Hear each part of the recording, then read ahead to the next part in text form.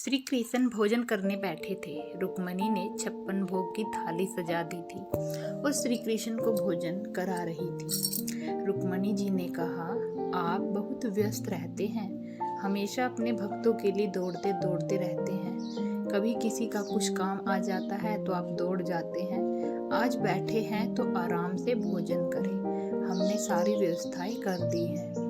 श्री कृष्ण बोले, आप बिल्कुल ठीक कह रही हैं, आज मैं शांति से भोजन करूंगा।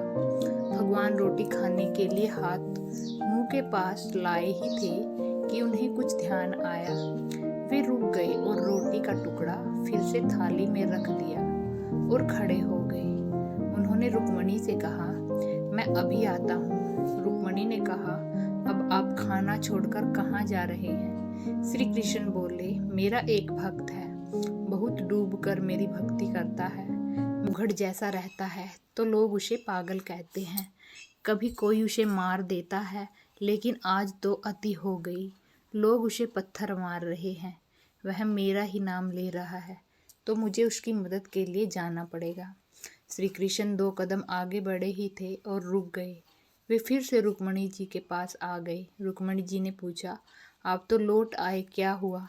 आप भगत की मदद के लिए नहीं जा रहे? श्री कृष्ण बोले, बस अब वहाँ मेरी ज़रूरत नहीं है, क्योंकि मेरे भक्त ने भी पत्थर उठा लिया है। अब वह भी पलटकर जवाब दे रहा है। चलो भोजन करते हैं। कहानी से सीख।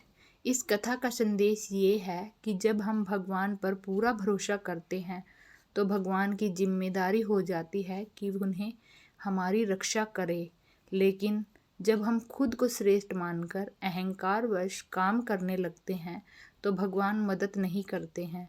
इसका ये मतलब नहीं कि हमें कर्म नहीं करना है, हमें कर्म करना है, लेकिन क्रोध और अहंकार न करें।